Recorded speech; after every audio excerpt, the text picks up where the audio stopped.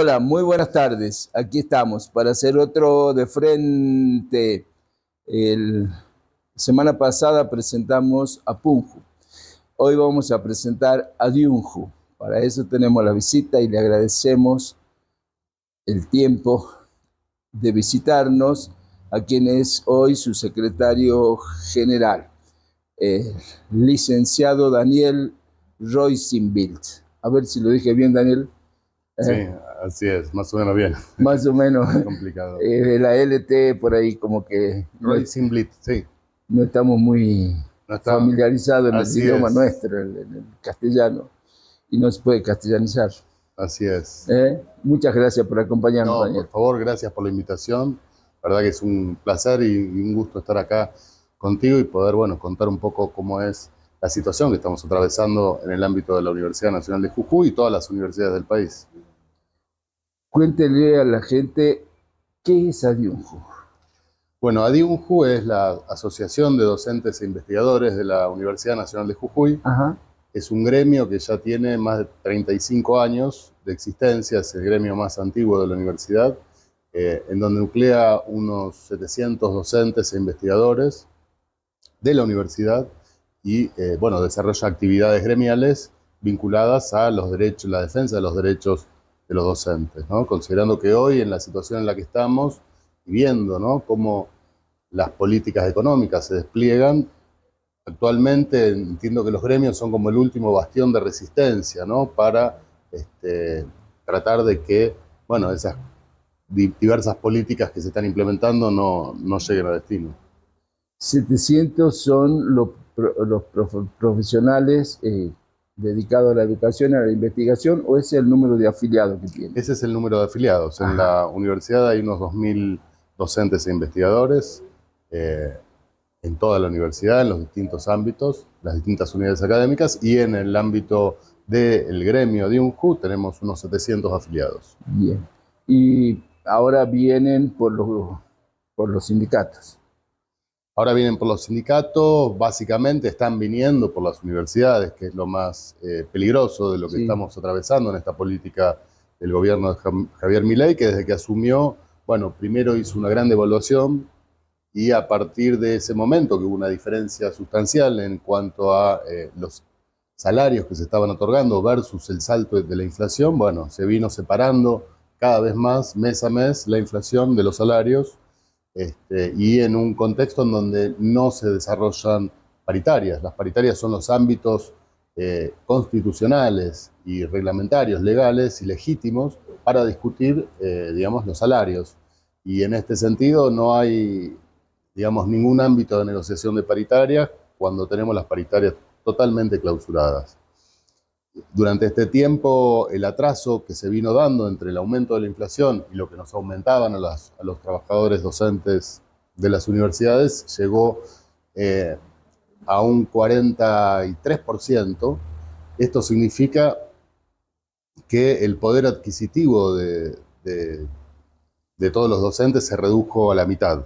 Claro. Entonces, bueno, estamos en una situación muy, muy delicada.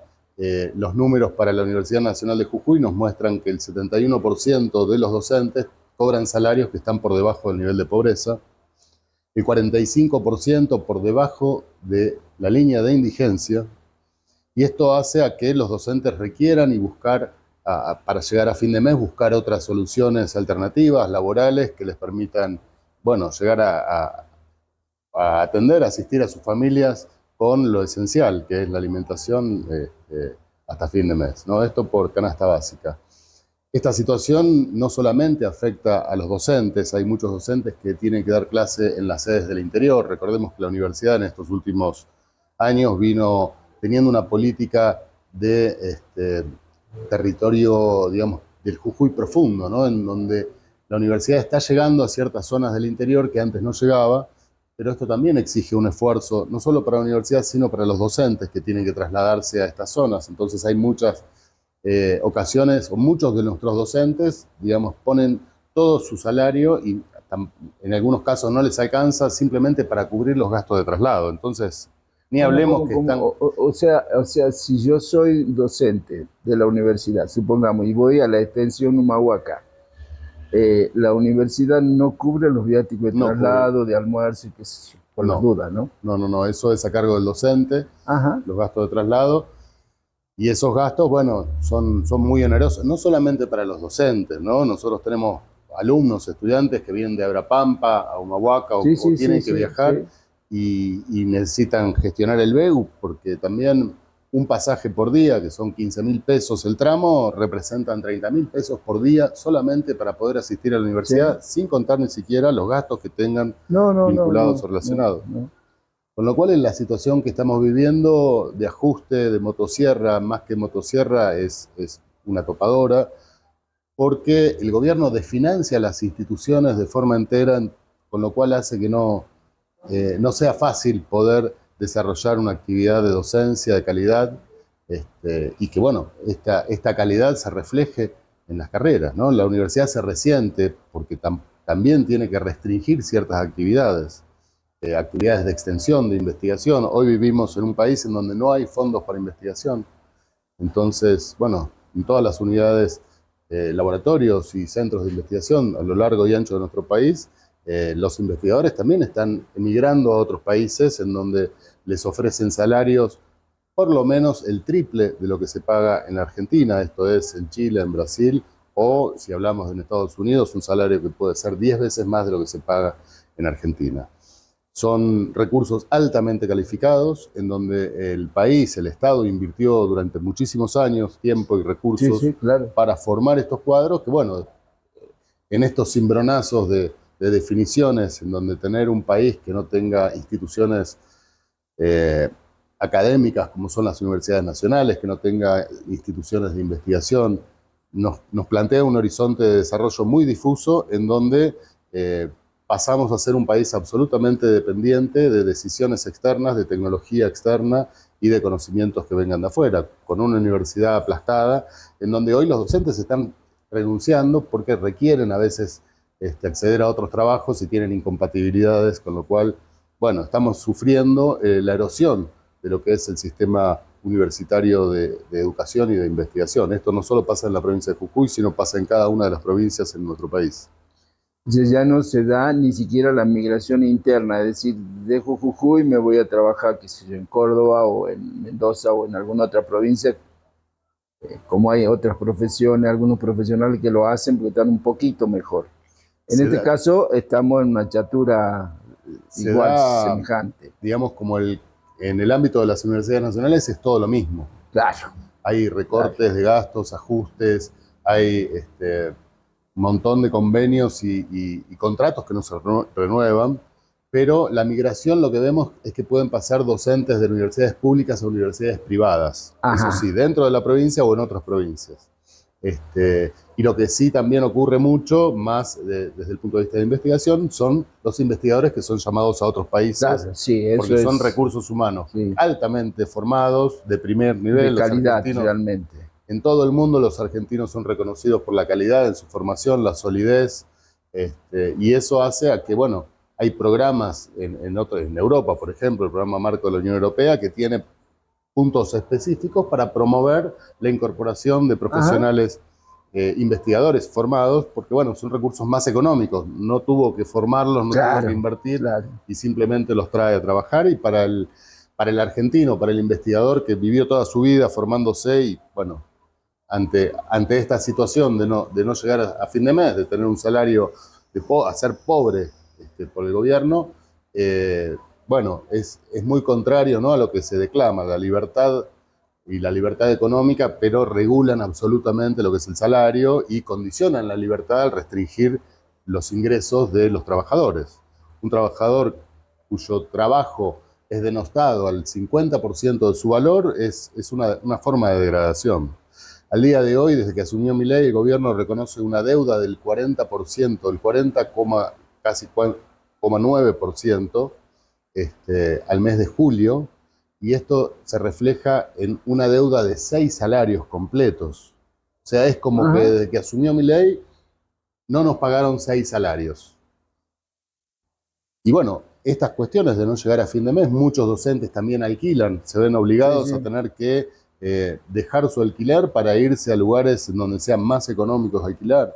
digamos, es una situación que deteriora el sistema universitario de una manera y el sistema científico, por supuesto, de una forma en donde no es tan rápido después volver a una situación de equilibrio, a una situación, porque bueno, cuando las personas emigran a otros países y encuentran un trabajo digno, con un salario que les permite desarrollarse, por supuesto que no van a elegir Sí. volver.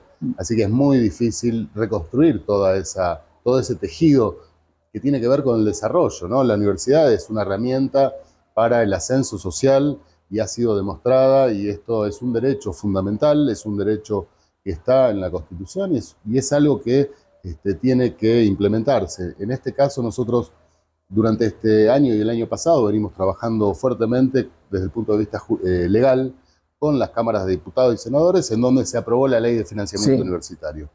Bueno, esta ley viene a recomponer el salario, ese salario que desde el año 2023 se fue alejando de la inflación. Entonces, bueno, una vez que se aprueba la ley en la Cámara de Sí. Diputados, luego Sí. se aprueba en la Cámara de Senadores, tenemos marchas, Sí. movilizaciones de todo el Sí. país, históricas, ¿no? Como fue el año pasado y este año, y nos encontramos con que el presidente veta la ley. Sí. Perfecto, veta la ley, vuelve a ambas cámaras, ese veto no se sostiene, se cae y la ley es promulgada. Sí. En el momento que se promulga la ley, el gobierno nacional decide suspenderla, así como suspendió Sí. la ley de discapacidad. Eso es absolutamente ilegal, Sí, ilegítimo. inconstitucional, ¿no? Nosotros vivimos en un orden constitucional, en un orden democrático, y en estas condiciones no es posible que el Ejecutivo Nacional no reconozca al Poder Legislativo y no reconozca la legitimidad y la plena aplicación de esta ley de financiamiento universitario que vendría a resolver esta cuestión. Por otra parte, bueno, esto no es algo que se termine, nosotros vamos a seguir con la lucha porque ahora la cuestión tiene que ver con esta implementación, estamos en pleno derecho. Sí, sí, Es claro, un hay que logro que implementar hemos... la ley que ya ha sido sancionada y ha sido 2 veces Así es. aprobada.